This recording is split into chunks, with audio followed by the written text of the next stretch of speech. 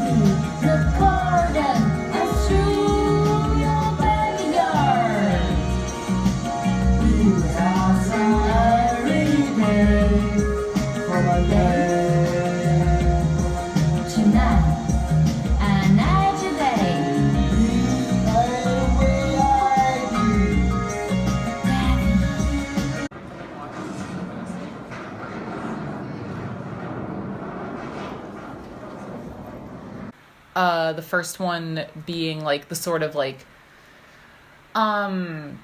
guess sort of when you think of traditional video art, what you're going to come across, which really plays with notions of what even is a film?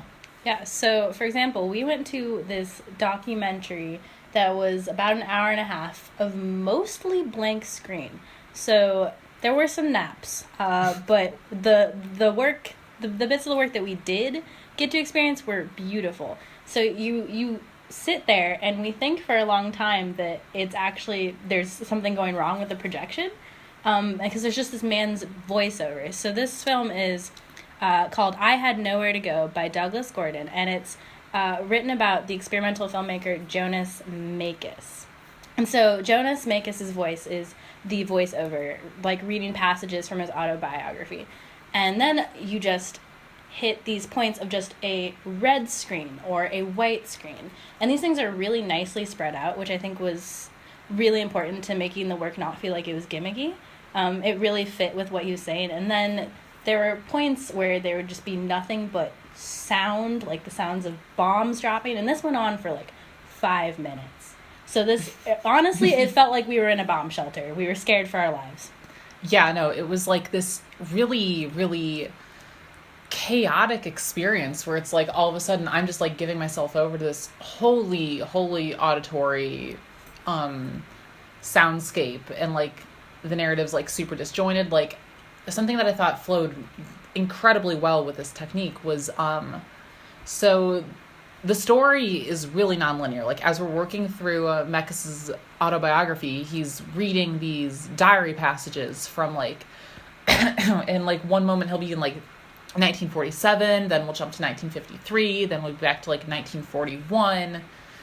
And without having to show visuals, there's like no need for this like visual continuity across these different time periods, and that really allows for like a wider breadth of his story to be told. And I thought that was just like a really, really beautiful way to go about doing this.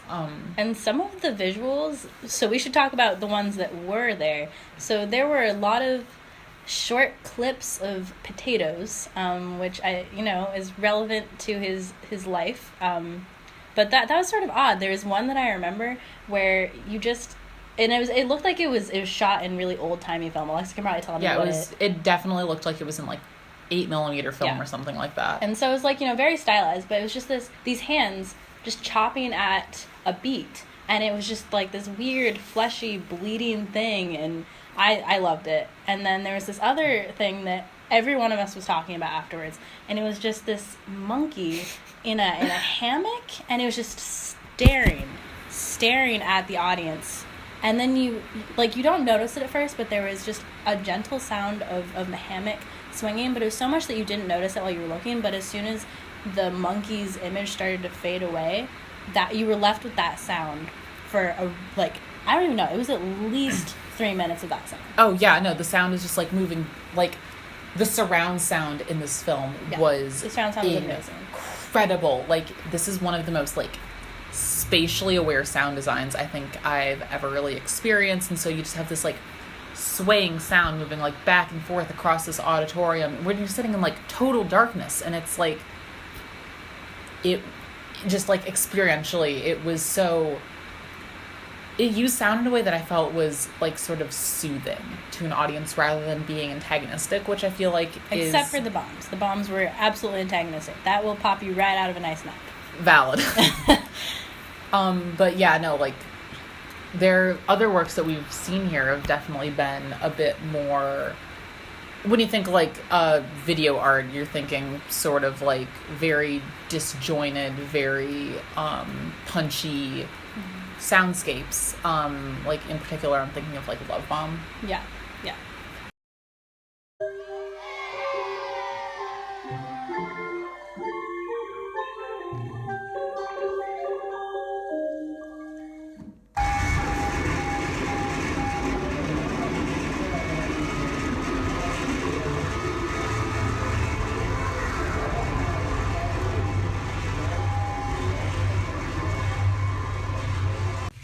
We must learn to make homemade bombs, which are legal. The factories are also a target for sabotage. Forward to victory in our lifetime. All power to the people.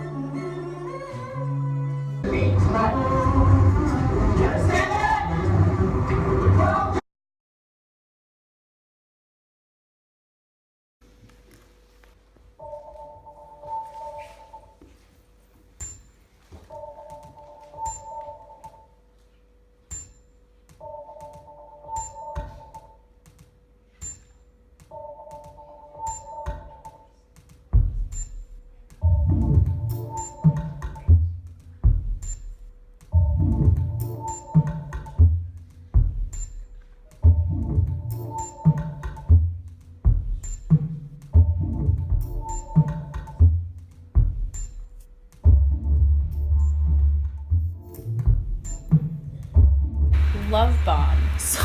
Love Bomb. There's a lot to say there. Oh my gosh. Ross, I know you hated Love Bomb, but we're gonna try to convince you that it's a reasonable piece of work. It's a piece of work. Yeah. So Love Bomb is this about an hour-long series of vignettes. Yes. We can maybe talk a little bit about sort of how the viewer feels going to all these works in Documenta, that a lot of them are vignettes, and you do have your 5-minute pieces, but then sometimes you'll have hour-long things, and you're dropped in the middle, and you might find this to just be like the least pleasing. Pleasing Like you said, thing, you come yeah. in with like zero context. I guess like that's a bigger issue of like some of these audio works. I guess before we even get into specifics, it's just all of a sudden you're thrown into this world, and you need to like figure out. You need to find the groundwork sort of as you're trying to follow just what the film is even trying to say. And it's like risky because I feel like as a filmmaker or as, you know, a soundscape worker, that was a terrible way to phrase it, but, you know, anyway. Sound designer? Yes, thank you, sound designer. You have to be able to hook these people ideally, but some of these works, I go into them and I'm like, I don't think they're trying to keep an audience at all. Like, Love Bomb in particular, if I hadn't started in the place that I had, I would have found it to be so alienating, like, because there were some parts that just, they went on so long and there was really nothing going on, and that was that was a vibe that you could only appreciate if you had already been pulled in from the get-go. So you needed to have started the film, and they're sort of trusting that as an audience, you're willing to spend an hour and wait for the film to cycle through, and I just don't think that's true for most people. See, I have the total opposite view on how some of these films structure themselves. Like, I feel like a lot of them do use these vignettes that are in more consumable chunks, like, you know, they're like 5 to 7 minutes long. And yeah, some of them do just run on and on and on. In particular, in Love Bomb, there's this segment Astro Boy. where, it's this looped clip of Astro Boy getting off a table, falling on his face, and then like painfully pulling himself up.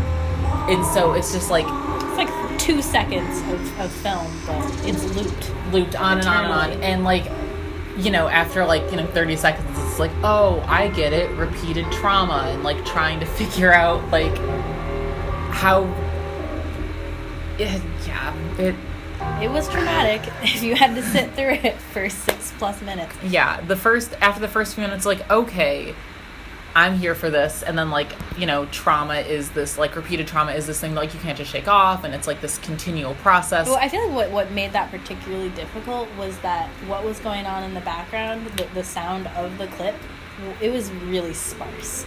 Because if you're editing and changing up what's going on, I mean, for the listener, that sort of, it keeps them in it. Like, you can tease someone for a lot of minutes, but when there's mostly silence and then the occasional wakarimashita from some Japanese lady that you don't know, you have no idea what's going on, and you only realize later what it's referencing. It's like, it's really hard to sit through. Yeah. And I feel like the sort of payoff for this sequence after like 4 agonizing minutes of Astro Boy falling on his face. Yes. Okay.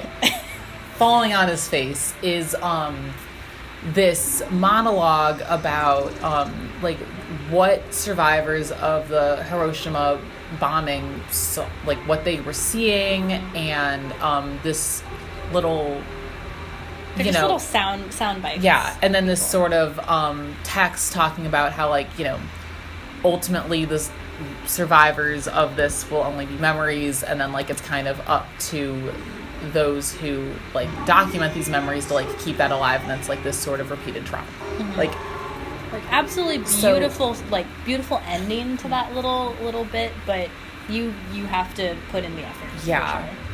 And it's just so,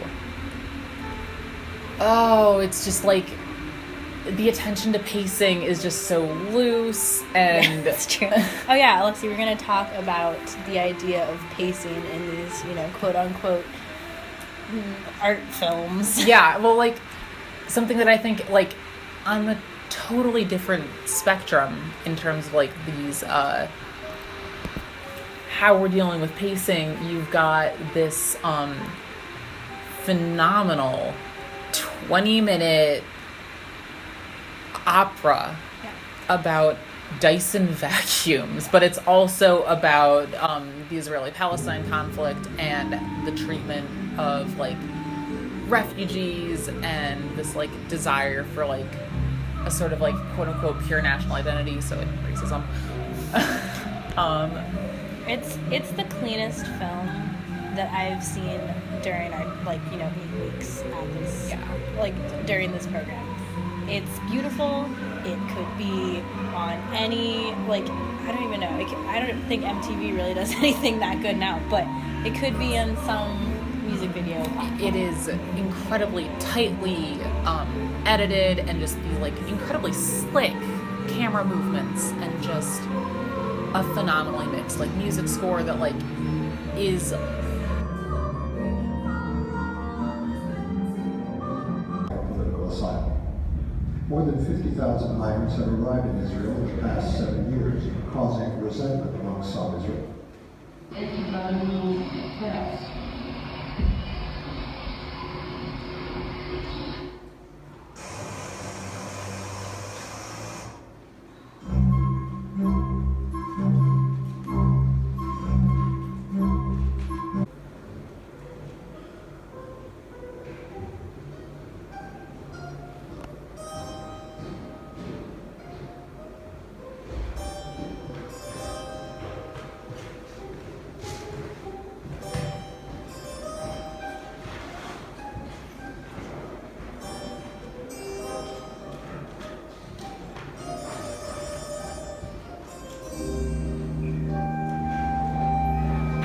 it just feels so very cinematic.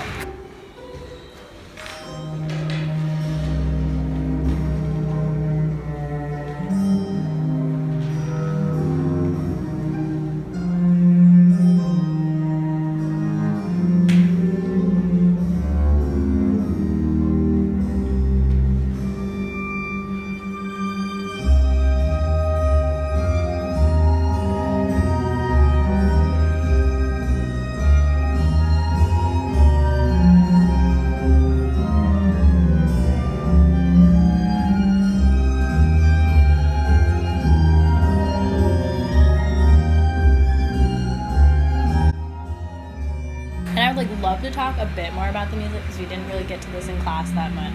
Yeah, go ahead. But I feel like I would love to sort of dig into the score of that film because it is an opera, but it didn't sound like any easily identifiable like cultural thing, you know? Like there wasn't like a piece where I was like, oh, this is like we went to another piece that was also operatic, but it was singing hymns, and I was like, oh, I feel this religious tone. But I did not know what tone was going on in that vacuum opera. And that was why I loved it, because it had some classical notes, but then it never, like, if you know anything about music, you know, like, classical music is all about resolving the sound, and it never did. It really didn't. No, and like that was why I loved it. Yeah, no, I guess I hadn't really considered that, but no, you're totally right. But without resolving it, I feel like that kind of allowed it to like sprawl into this more long form piece without really feeling like it just keeps building tension and building tension. There's no release, and you never knew exactly where it was going to go. And also I think it helped because since it was a surreal visual experience. Oh my gosh. So like, yeah, if you want to tease that out. Well, I was gonna say, like, I don't think you could have a surreal visual experience while having a really classical score underneath it, because you would know when something is about to resolve. Like, you would feel it coming. You're like, oh, this is going to be that nice little ending chord, and this is when, or this is when you're going to go into a different part of the music, and you will like sense what visually people want to do. And you never knew what you were going to get from. Yeah, oh yeah, totally. So it's like, yeah, you have this like building and building and building. Oh, we're going to see something crazy, or we're going to have this like release, and it's going to be this like serene visuals, but you never knew what was going to happen. We might cut to this like chorus of Roombas moving about the floor in this like glorious overhead shot, or like, or girl, pardon my French, just fucking a Dyson, like.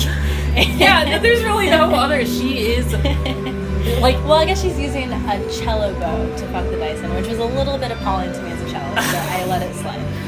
I mean, the whole film just kind of reveled in this like pseudo-sexual to like overtly sexual imagery by way of a vacuum, and like the fact that worked. Can we just talk about how like this should not have worked? And even as we're describing it, I feel like anyone who hasn't seen it would be like, this sounds like artsy nonsense. Yeah. And it wasn't, because it was so beautifully put together. Yeah, no, it just like allowed for, in ways that Love Bomb didn't. It just like allowed for an audience. It never it never like hated you for watching it. Yeah, it was honestly like the best way that I can describe this in comparison to Love Bomb is this is digestible. And I think that's something really important, and I've been thinking about it a lot lately, especially with video work, because we've discussed the idea that this is about things that, you know, are abject. These are things that people don't want to face. They're things that people don't want to, they don't want to lick it, they don't want to eat it, they don't want to touch dust, they don't want to see the dust. Yeah. And so I feel like having it be in such, I don't know, it's such a crisp format. Yeah. It's so like everyone can watch this. But it's like beautifully ironic at the same time. And you're willing to accept some really nasty scenes, like the man licks this woman's underarm hair, but you just sort of let it wash over you, and you're like, I will accept this concept. Or there's like, a woman that looks literally like she's licking feces. Yeah, it was real. Yes, that was really gross.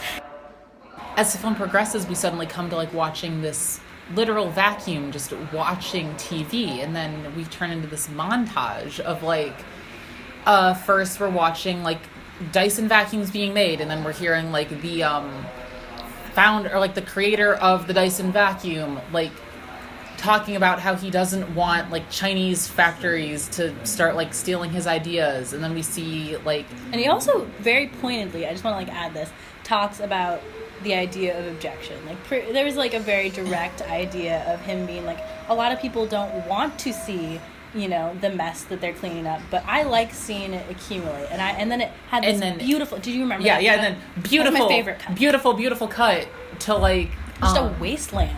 Yeah. In like the Middle East. I was like, oh my god, this is beautiful. Which then turns into like, oh, these are like camps that Israel's like forcing refugees to stay in, and it's like they're these clearly visible camps that no one's doing anything about, and it's just like this. And like this beautiful sequence. Yeah, this is the like you're getting to see the abject. Like you go from seeing, you know, the feces or the dust or like the clarinetist getting slowly covered with dirt as the music goes on, but then you clip to it in real life, and I think that's just so powerful because you go from the surreal opera to seeing it. It's just like, you know, in its real form. It's just like, this is what we're actually dealing with. And it just like, the film spells out its politics in a way that like, it's pointed, but I wouldn't say it's like beating you over the head. And I feel like it toes this very, very fine line. But I think given that at the end of the day, we're dealing with a 23-minute long opera about Dyson vacuums. It achieves a lot. And, like, that also gives it some leeway to be, like, real. Yeah. Without coming off as preachy. Yeah. What's funny is sort of the timing choices, because I'd say the quote-unquote real talk, you know, yes, it's built up towards with the opera, but that only goes on for a few minutes. Yeah. Which I thought was sort of an interesting choice. Yeah, it's a much shorter ending. But, yeah, it goes on for 4 or 5 minutes at the end, and then roll credits. Yeah. And I think that in and of itself, like, just choosing to not have this constantly looping video also serves this piece very well formally, in that, like, it's... The frame is like the news channels. Yeah. Because when it loops, or right before it loops back, it shows you going back to the dust channel, which is the opera. Yeah. So it's really neatly tied up in this media. Yeah, it's like, it's one consumable object at the end of the day. And like, within like Love Bomb, you have the quote unquote start of the film, like it loops a little bit more bluntly. Or bluntly is maybe not the right word, but like it just kind of loops without having this sense of closure. Yeah. But I mean, I guess what you took as the start of it and what I took as the end of it was a screen that kind of showed all of the various vignettes within the film sort of playing concurrently, and it's this like crazy cacophonous like, and they're all just lined up like as if you were on a computer screen. So I sort of feel like this is a theme that I've seen in more than one piece. But both of these have in common is the fact that they're in a way sort of laying out this framework for you. So for Dust Channel, it's the idea of you flipping through channels, you know, really quickly, like you have the TV being your framework. And then for Love Bomb, it's a computer screen. So you're getting all of this mass media thrown at you through the internet. And I feel like that's a really interesting way of maybe getting people, that might be where they hook you in Love Bomb, is being like, oh, I'm going to be seeing all these things. This just occurred to me. So if we're working through Love Bomb as like, this is internet or information by way of the internet, that might loosely, this is like not a good argument, but okay, so some of the other vignettes in Love Bomb are kind of appalling. Shall we give a few little bits? So I'm thinking first and foremost the futurist. Ah, yes. Please, just a little bullet points. So this piece definitely is saying that futurism is the same like Italian futurism circa like 1908 is speaking the same violent rhetoric of the American South during the same time period, juxtaposing excerpts from Marinetti's Futurist Manifesto against the retelling of a story of several black men being lynched in Springfield, Missouri. Yes. Which I, first off, just like, stop that. And more importantly, like, some of the visuals being shown definitely include Tatlin's monument to the Third International as a lynching, like, as like a gallows or like a lynching post. And it's like, if anything, like, so first off, like, that connection is so loose, and it's like, okay, so they're both speaking violent rhetoric, but that doesn't, like, this is like a very metaphorical violence by way of the futurists, and like, yeah, they all became fascists, but they weren't in 1908. Like, this was not where they were at. As someone who knew nothing about Italian futurism, I did not take it with the grains of salt that I needed to, and so I was like, oh, this could make sense as far as if you're talking about violence through language, which I think is an extremely real thing. Like, that is a way that violence is replicated over and over again, just through similarities in rhetoric. So, right. And but like, it is to absolute bullshit. Yeah, right? No, and like, so if you have like no idea what you're going into, that like, okay, thematically plays into this notion of like repeated trauma. Okay, sure, but like, just Tatlin was a constructivist. Anyway, we're getting a little bit off topic here. So that was one of the more appalling bits. There were a couple of others that I can sort of give you a little. I can just sort of slide in a couple more anecdotes. So one little clip. Well, it was a long clip. It was a clip of a white woman dancing with a series of.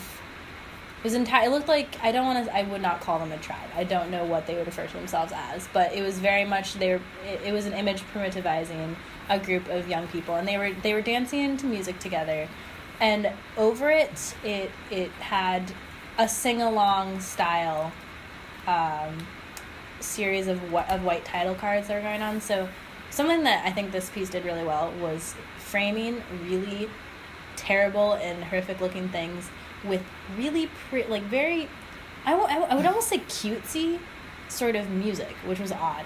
There was another piece where this man and this woman were doing a duet together, and they were just making out, and then slowly as they're singing, she just starts to go down on him, and but it still visually looked adorable, and that was what got me, was how these works were sort of like sensationalized in a way that made us willing to consume to go with it. Yeah, but like the point that I wanted to go to earlier with like this total misinformation in the futurism equals American racism, or the violence of futurism is like equatable to that, is sort of like, granted this is a little bit before the time, or a little bit after the time this film was made. It was like made in 2003 or 4. Yeah, it was 2003, I believe.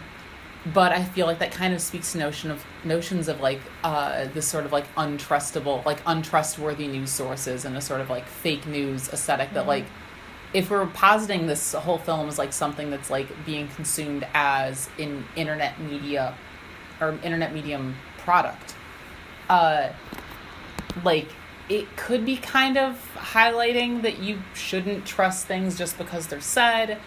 That being said, I do want to acknowledge it's like giving the filmmaker like maybe a little too much credit. I sort of disagree. I don't know if she really thought that, that was true, but the subversive side of this piece, I think, was really strong. I kind of want to switch gears really quick and talk about the multi-channel video we've seen here, because like I feel like that's a really, really fascinating approach to filmmaking, and we've seen a decent amount of it in Documenta, and I'm just kind of curious on your thoughts on it. So one really interesting work that we saw that a lot of people loved was called 2 Meetings and a Funeral by Naeem Moamin, and it had 3 channels, and in the center usually there was someone speaking, and then on the side there were images sort of corroborating with whatever they were saying. And for me, it sort of felt as if the 2 channels were supplementary rather than necessary. And like it was a beautiful work either way. Like I think visually it was really well filmed, and that that saved it for me. But I could have been fine with a single channel, and I know, Alexi, you have different feelings on that. I have like totally different feelings about it. So I really love this piece. It's this sort of like documentary taking place or like chronicling events that happened during the Cold War from this group called the Non-Aligned Movement, which is like a group of nations that, like as their name might suggest, weren't really aligned with like the United States, the USSR, in like the 70s and 80s, and sort of like what their politics were at the time and like what was going on within their stories. Like they weren't super down with like being termed quote unquote like third world countries, and were trying to sort of like forge their own identities. And I found having these like multiple screens conveying multiple facets of information super important. And so like you could have someone just speaking French on one channel with subtitles on a channel next to it, and I felt like that made the whole like this person speaking was just like so much less intrusive, and you could just like allow yourself to simultaneously see them and see the words without having to like look up, look down, look up, look down. Yeah, it let you not remove yourself from the person's recount, which I think it is important. Like yeah, there was that, but then there was also this sequence discussing sort of like the formal aspects of this sort of like, they were calling it like this modernist sports arena that like they were this guy was just really railing into, being like, this is a totally just bogus use of money. It's like you have people starving in the streets, and we're spending like tons and tons of money on this like lavish sports center. And railing against like how impractical it was, and even if it like is playing to certain notions of like democratic viewing, he's like, on the one hand, sure, every seat in here is like objectively a good seat, but that money could be used elsewhere. Like this building just impossible to maintain. And so first we're introduced to this video seeing like introduced to this building seeing multiple angles of it at once throughout the different channels. But then as he's talking about like how much this just seems to be a sort of like a political move to have this like lavish arena, you're seeing footage of it in use during what I believe was the Olympics. And like positing this the whole building of this structure as a sort of like political game, I thought was like this really, really fascinating use of like cinematic montage. So like one thing that part made me think of was whether or not, if you had a single channel, because you see this a lot in your average documentary, where they'll start by interviewing a person, and then they'll just they'll cut to in this case it'd be images of the Olympics with just a voiceover, and that doesn't seem so horrible to me. And the one thing that this work does do is, because you're seeing those images, but also images of the arena like blown up, you really understand what he's talking about when he says, you know, this is a work of just giganticism. Like, Yeah. this is an imposing and silly thing. And so you can see him walking around inside it while also simultaneously seeing it from the outside. So that was definitely something that I appreciated. And see, like, it's little things like that where I feel like this 3-channel formal choice, like, really, really adds a lot to a viewing experience. Yeah. I guess it came down to me as a question of, like, what did you want the viewer to understand? Because this did very much feel like something that could be on the PBS channel. Like, this was incredibly comprehensive. Yeah, it was an informative work, and I think that I could have gotten the same information with a single channel. And I suppose that's where my difficulty lies with saying that this really necessitated 3 channels. I understand that, but I think multiple channels definitely allowed the film to be a little bit more meditative. It allowed it to breathe. It allowed a viewer to kind of, like, get multiple... I mean, it just allowed for multiple, like, points of information simultaneously. Yeah. And, like... It was definitely more engaging. It didn't have, like, a single prescribed mode of viewing. Mm-hmm. And, I don't know, I think it, like... I just really enjoyed seeing it. Like, it also heightened, I feel like, this, what would have just been, like, a standard documentary to a sort of art piece. And, like, that's very true. That puts it into a different context and conversation than just having it be something that you could watch on PBS. And, like, I would... Yeah. First off, I would love to see this mixed down into something and be on PBS. Because this was just an incredibly engaging work. Mm-hmm. But I think that treating it as a documentary, or treating this documentary as a work of art, really served to just, like, highlight its importance. And, like, we're talking about, like, it also allowed it to tell a story that, like, might not otherwise be told by, like, a mainstream documentary. Like, PBS might care about, like, the NAM, but, like, not enough to put this much care into something. But then the question, you know, this is very off topic, but then the question crops up of, will this video make it outside of the Documenta audience? Okay, so does it have, like, an escape velocity? Yeah, which I would say it probably does. But, you know, if it's on PBS and they take on this project, like, it probably would not have as high of a production value, yes, but honestly more people would see it. And Documenta is it's a lot of people, I suppose, but it's only 100 days. And it's a very select group of people. This is the type of people that will frequent a Documenta, you know, so... Okay, I mean, yeah. I suppose, yeah, having 3 channels does sort of impede its ability to exist outside of an art world context in that regard. But at the same time, like, why can't a 3-channel video be a 3-channel documentary be a PBS documentary? Like, why can't we start playing with form on, like, a more, like, outside of the art world? Isn't there something to be said for... So most 3-channel or multiple channel viewings that I've seen, there's actually angles to it. Like, I haven't seen very many flat ones. And I don't think we've even seen... Have we seen a multi-channel at Documenta that wasn't somewhat... Well, there was the Noya Noya Gallery. There was that massive... Right. Massive that didn't have... That was a very flat work, though. That was designed to represent banners. That was...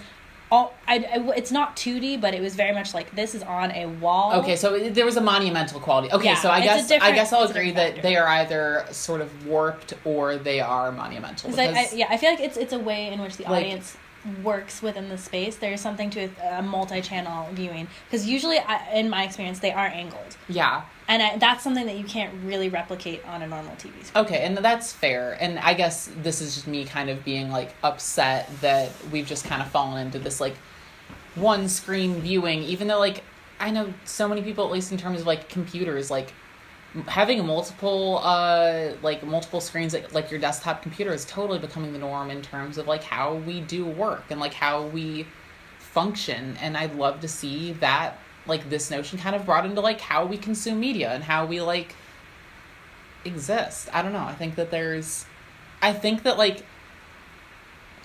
sort of form should have an escape velocity, but I don't know how to... I agree. I think there's things that you could do I particularly when you're looking at multiple perspectives of characters. Like, it's one thing that we haven't really seen, in my opinion, is a lot of narrative work.